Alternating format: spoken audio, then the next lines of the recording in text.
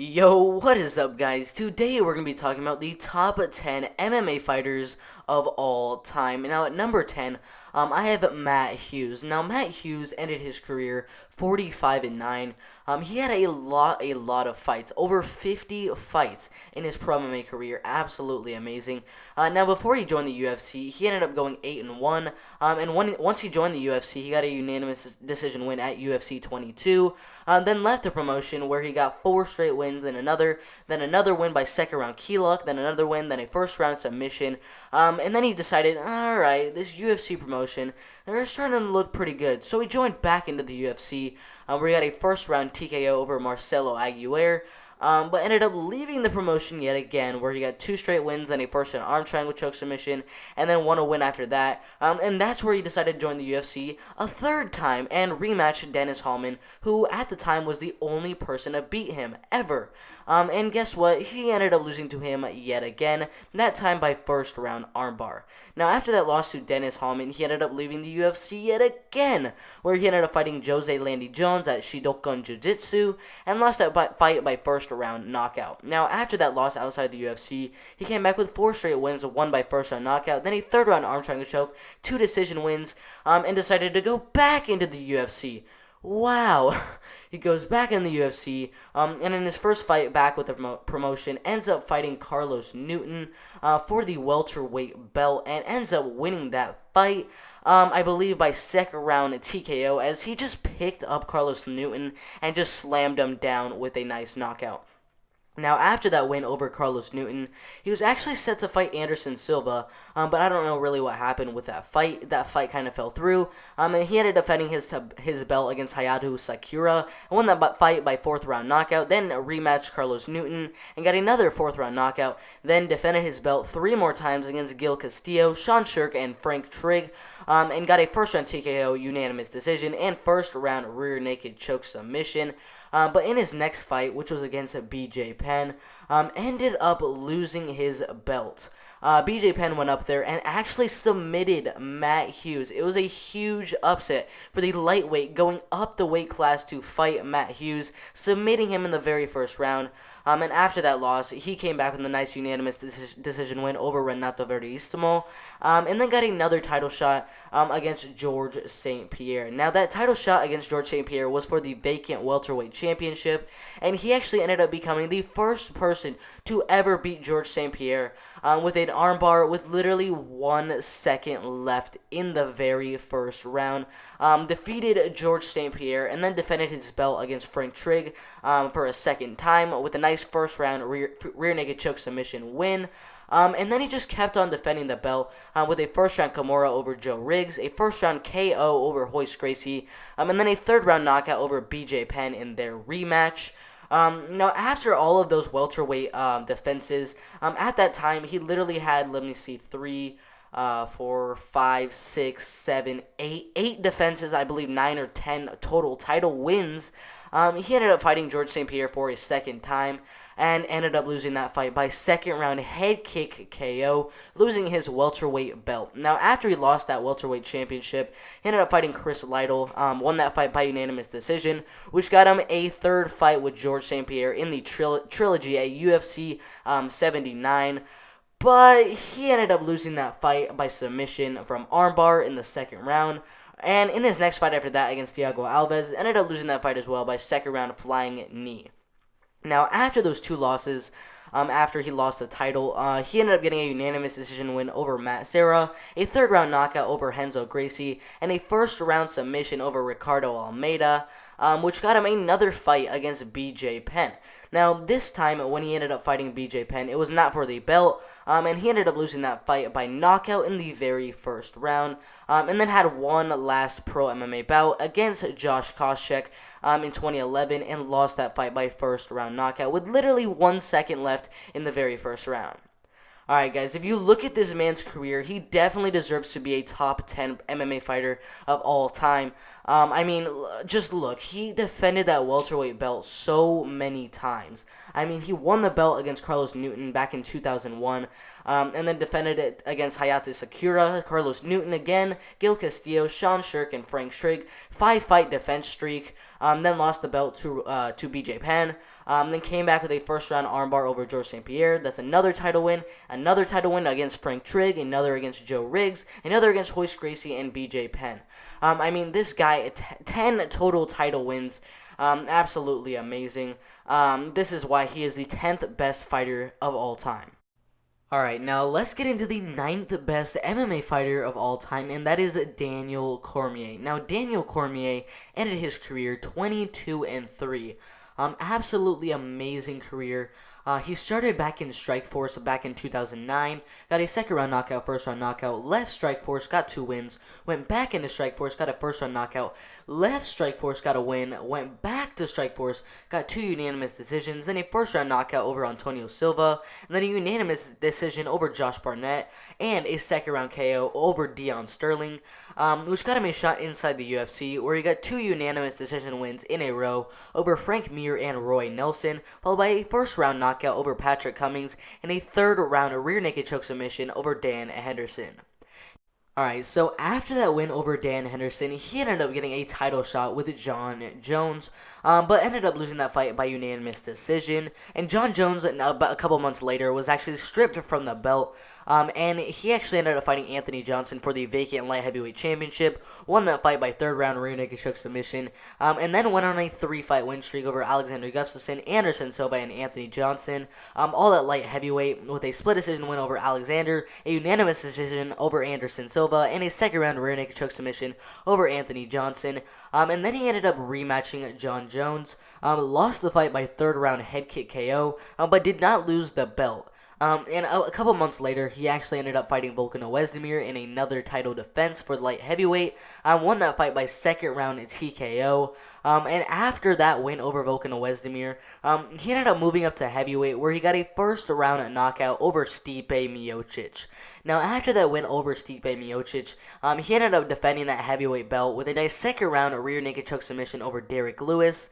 But then ended up fighting Stipe Miocic in their rematch, and ended up losing because Stipe Miocic made absolutely amazing improvements from his second fight by utilizing that body shot, and Stipe Miocic ended up knocking out Daniel Cormier in the 4th round, and then he ended up fighting Stipe Miocic a second time back in August of this year, and lost that fight as well by unanimous decision. Alright, the reason I have him as the 9th best fighter of all time, I mean, his skills were absolutely amazing. Absolutely amazing.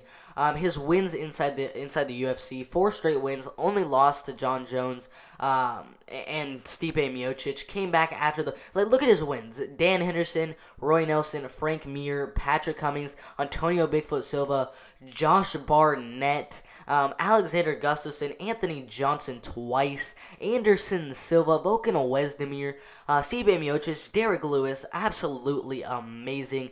He had a total of, I believe, 7 or 8 title wins. That's absolutely amazing. That's why I have him as the 9th best fighter of all time. Alright, now let's look at the 8th best fighter of all time, and that is Jose Aldo.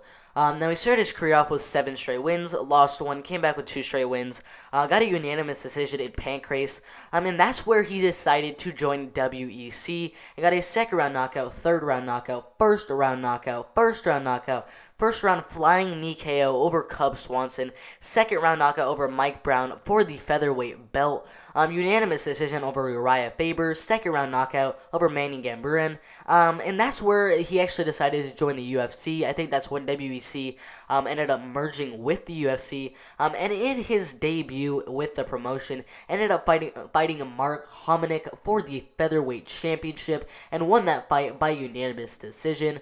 And he just kept on winning with a unanimous decision win over Kenny Florian, a first-round knockout over Chad Mendes, a unanimous decision win over Frankie Edgar, a fourth-round knockout over Chan Sung Jung, a unanimous decision over Ricardo Lamas, and then a unanimous decision over Chad Mendes in their rematch.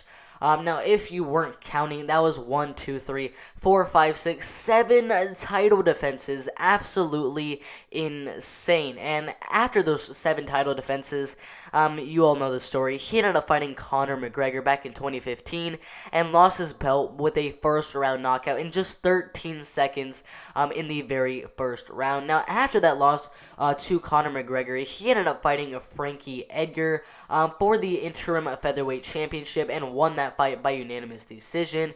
And then ended up fighting Max Holloway for the belt. But ended up losing that fight by TKO in the third round, and lost his next fight after that in a rematch against Max Holloway, also by third round TKO, and then came back with a first round KO over Jeremy Stephens and a second round knockout over Renato Moicano, and that's where he ended up fighting Alexander Volkanovski, the current featherweight champion, and he ended up losing that fight by unanimous decision. Lost in his next fight to Marlon Moraes by split decision, and his most recent fight, which was another title fight against Peter Yan by fifth round TKO.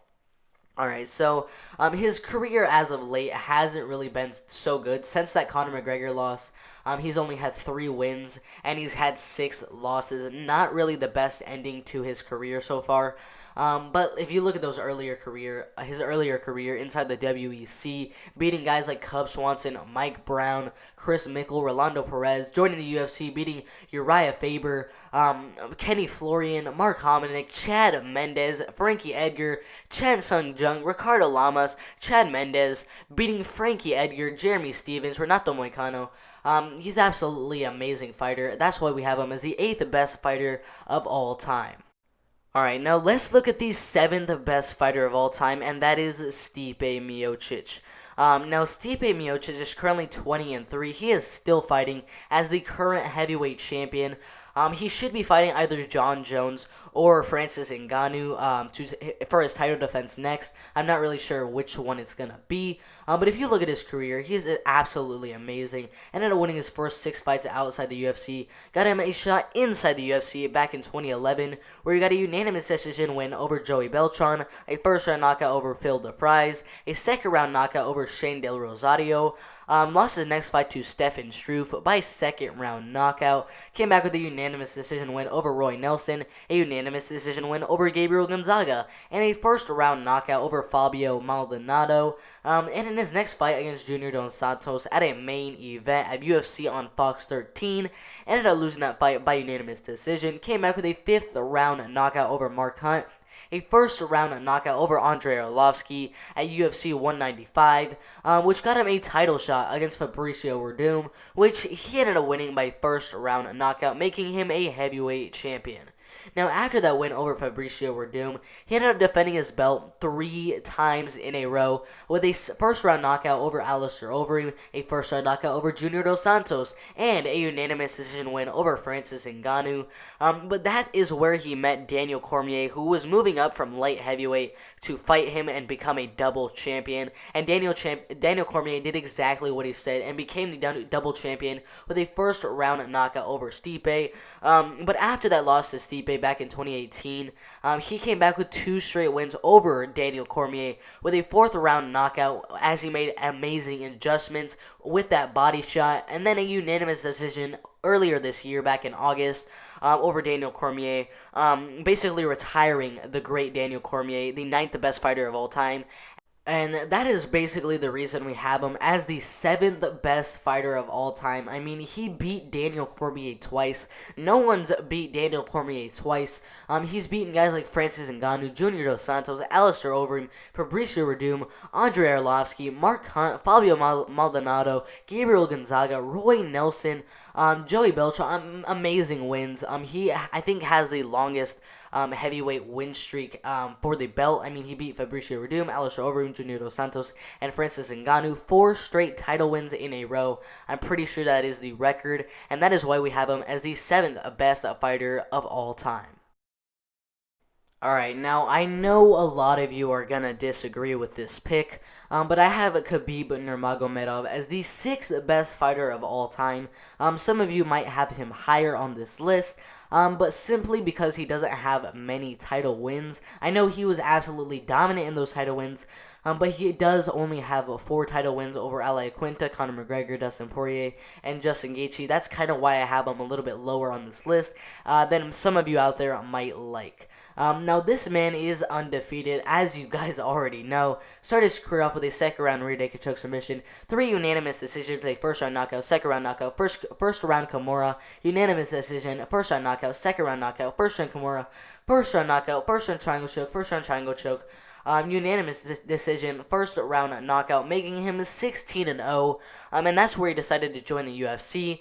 Where he just continued with that dominance with a third-round rear naked choke submission, unanimous decision, first-round KO over Thiago Tavares, unanimous decision win over Abel Trujillo, unanimous decision win over Pat Healy, unanimous decision win over Rafael dos Anjos, second-round TKO over Daryl Horcher, third-round Kimura over Michael Johnson, unanimous decision win over Edson Barbosa, and that's where he ended up fighting Al Iaquinta, where he ended up beating him by unanimous decision, defended his belt against Conor McGregor, who was off of making a bank fighting Floyd Mayweather in a boxing bout, but he went in there and absolutely dominated Conor McGregor on the feet and on the ground, and ended up submitting him in the 4th round via a rear naked choke submission, and then beat Dustin Poirier with a 3rd round rear naked choke submission, and most recently with a absolute effortless, even without his father, absolutely dominated Justin Gaethje, the one guy everyone thought had a very good chance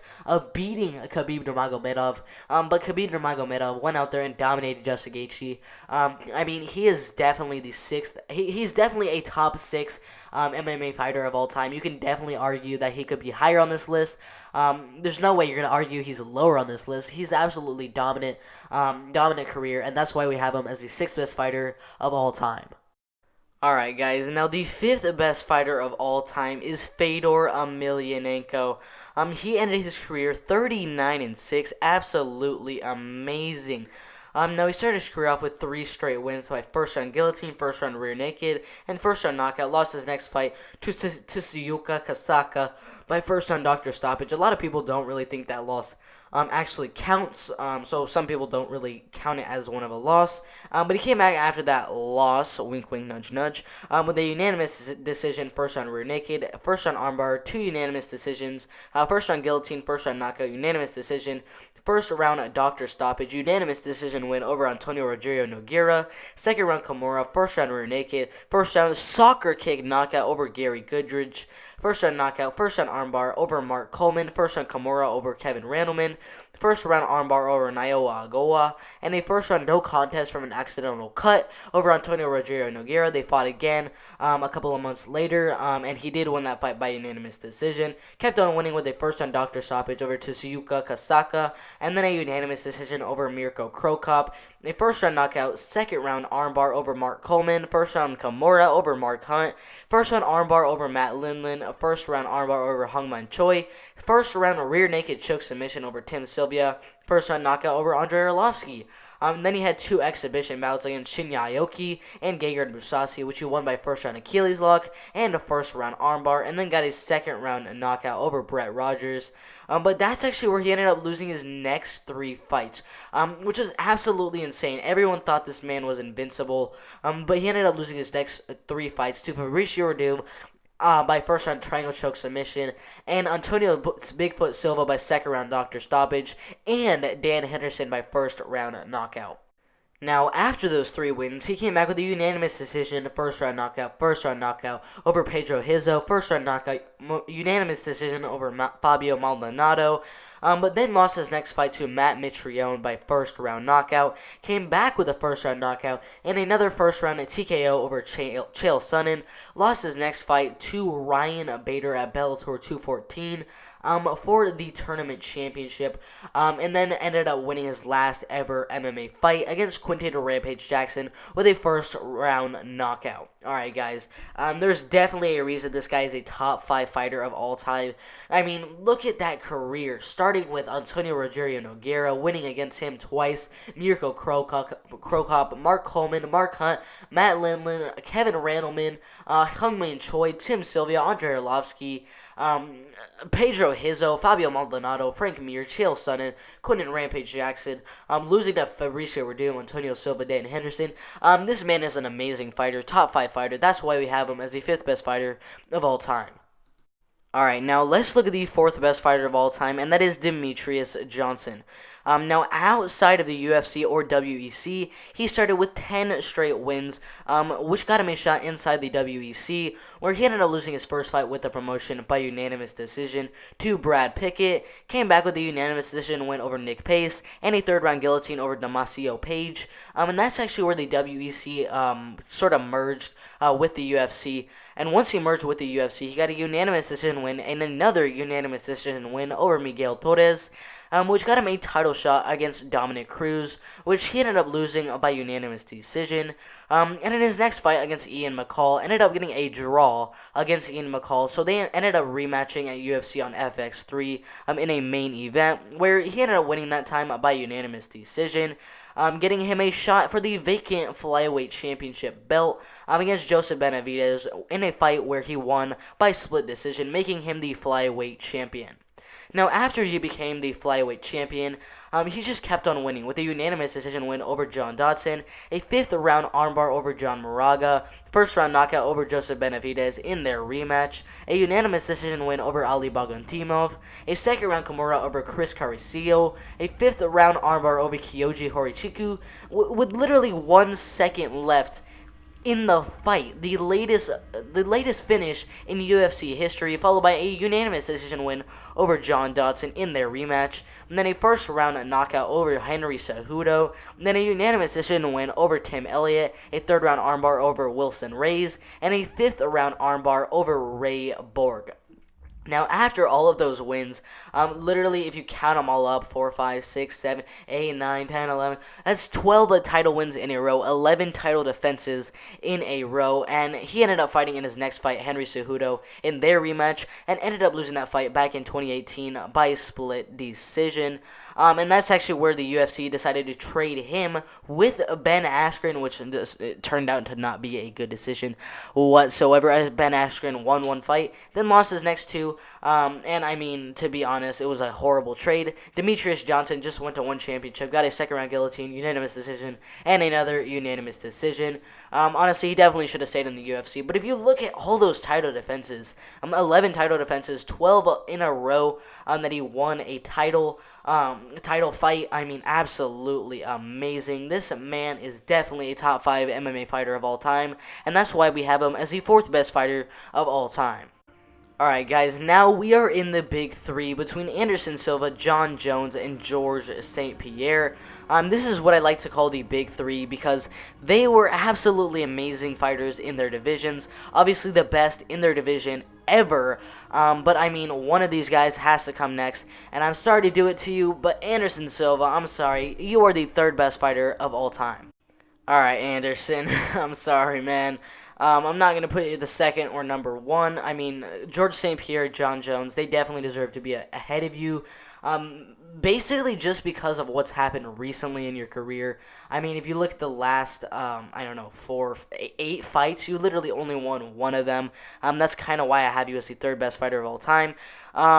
Most people during your actual career thought of you as the best fighter of all time, and you rightfully were. I mean, you started your career outside the UFC with 2 wins, lost 1 to Luis Alzeredo, came back with a 1st-round head kick, 1st-round knockout, unanimous decision, 1st-round knockout, unanimous decision, 1st-round knockout, 1st-round knockout, unanimous decision, 1st-round knockout, lost your next fight to Jaju Takasi by 1st-round triangle, came back with a win, unanimous decision, another win, lost your next fight to Ryo Chonin by 3rd-round flying scissor heel hook, came back with a win, a 1st-round knockout. Lost your next fight from an illegal kick to Yushin Okami. Came back with a 1st-round elbow. And that's actually where you decided to join the UFC with a 1st-round knockout over Chris Lieben, followed by a 1st-round knockout over Rich Franklin for the belt. That's actually where you became the middleweight champion. And after you became the middleweight champion, you just kept on winning with a second round knockout over Travis Slutter, first round knockout over Nate Marquette, second round knockout over Rich Franklin in your rematch, second round rear naked choke submission over Dan Henderson, first round knockout over James Irvin, third round knockout over Patrick Cote, unanimous decision over Tyles Letes, first round knockout over Forrest Griffin, unanimous decision over Damian Maia, fifth round triangle choke submission over Chael Sonnen. We all know what happened in that fight. That fight was absolutely amazing. First round head kick KO over Vitor Belfort. Second round knockout over Yushin Okami. Second round knockout over Chael Sonnen in their rematch. First round knockout over Stephan Bonner. Now, if you look at all those wins, starting with his first win, getting the title against Rich Franklin, 2, 3, 4, 5, 6, 7, 8, 9, 10, 11, 12 title wins, 11 title defenses. Absolutely amazing. Now, where he kind of started to go off the rails was in his next fight against Chris Weidman. He just decided to look a little goofy, shook his head around, and got knocked out in the second round. Now, after he got knocked out by Chris Weidman, they immediately had that rematch. Quite obviously, they had the rematch because he didn't really lose that fight. He was just being an idiot. But in the rematch, he literally got a broken leg. So that was 2 losses in a row, 2 title shots in a row lost. Then he fought Nick Diaz in a 5-round contest. It was an absolutely amazing fight, but it ended in a no contest. I don't really know why. But then in his next 2 fights against Michael Bisping and Daniel Cormier, lost both of them by unanimous decision, came back with a decision win over Derek Brunson, and then fought an absolute beast in Israel Adesanya, lost that fight by unanimous decision, fought Jared Cannonier, lost that fight by first round knockout, and then lost his next fight against Uriah Hall by 4th round knockout. Now, the reason I have him as the 3rd best fighter of all time isn't really because of his recent performance. His recent performance, it's been horrible. But if you look at those wins inside the UFC, he did absolutely amazing. He had an amazing win streak inside the UFC with, I believe, 15, 16 wins straight inside the UFC without losing, 12 of those being title wins. That is definitely why we have him as the 2nd best fighter of all time. Alright, guys, this one might disappoint you. I don't know if you're a George St. Pierre fan or if you're a Jon Jones fan, but I'm just going to have to say George St. Pierre is the 2nd best fighter of all time. Alright, guys, I know. He's 26-2. Jon Jones is 27-0. I mean, I'm sorry, those 2 losses on his record, that's kind of where I'm coming at, giving him the 2nd best fighter of all time. Best welterweight of all time, I'll give you that, George St. Pierre. But I mean, your career has been absolutely amazing. Started your career off with 5 straight wins outside the UFC. Joined the UFC with a unanimous decision, first round knockout, and then got a title shot against Matt Hughes, which you ended up losing by first round armbar. Your first ever pro MMA loss. Came back with a first round Kimura unanimous decision, first round rear naked choke submission, second round knockout over Sean Shirk, and then you ended up fighting BJ Penn in a fight which you won by split decision. After that win over BJ Penn, ended up fighting Matt Hughes finally in your rematch. This time you ended up getting that welterweight belt with a nice second round head kick KO, making you the welterweight champion. But in your next fight after you became the welterweight champion, ended up losing to Matt Serra by first round knockout. Came back after that loss with a unanimous decision win over Josh Koscheck. And a couple more wins over Matt Serra in their rematch with a nice second round knockout, making him the welterweight champion yet again. Now, after he became the welterweight champion, he just started defending that belt with a unanimous decision win over John Fitch, and a win over BJ Penn with a 4th round knockout.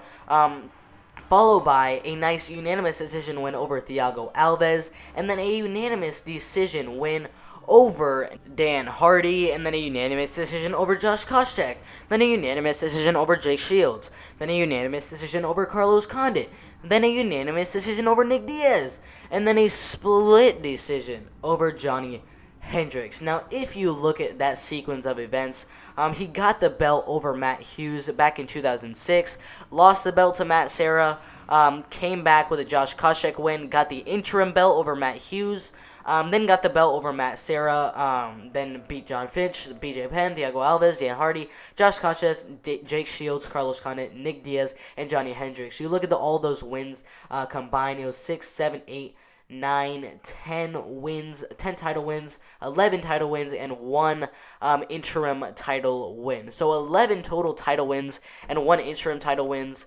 And then 2 title losses. That's basically where I have. That's why I have him as the second best fighter of all time. He has 11 title wins, 1 interim title win, and then 2 title losses. That's basically the only reason I have him as the second best fighter, and that's why he is the second best fighter of all time. Alright, guys, you already know it. Jon Jones, the number 1 pound for pound fighter of all time, undefeated at 27-0. His record is 26-1, but you guys all know that loss earlier in his career against Matt Hamill. It's not a loss. Okay, he was dominating Matt Hamill for the first round. Was about to get a knockout, and they gave him a loss. Like, come on, that's stupid. But he's 27-0. I mean, look at this man's career. Started his career with a first round knockout, third round knockout, first round guillotine, first round knockout, second round knockout. 6 straight wins outside the UFC. Got him a shot inside the UFC where he got a unanimous decision over Stephan Bonner. Second round guillotine over Jake O'Brien. And then that infamous loss to Matt Hamill by first round illegal downward elbow. Came back with a first round knockout over Brandon Vera, a first round knockout over Vladimir Manchenko, and a second round guillotine choke submission over Ryan Bader, which got him a title shot against Mauricio Hua, which he ended up winning by third round knockout, making him the youngest fighter to ever achieve gold inside the UFC ever. And after he achieved that gold, he got a fourth round rear naked over Quinton Rampage Jackson, a second round guillotine over Lyoto Machida, a unanimous decision over Rashad Evans, a fourth round key lock submission over Vitor Belfort, a first round knockout over Chael Sonnen, a unanimous decision win over Alexander Gustafsson, a unanimous decision over Glover Teixeira, a unanimous decision over Daniel Cormier, a unanimous decision over Ovis St. Preux, and then a no contest against Daniel Cormier, a third round TKO win over Alexander Gustafsson, a unanimous over Anthony Smith, a very close split decision win over Thiago Santos, and then a very close decision win over Dominic Reyes.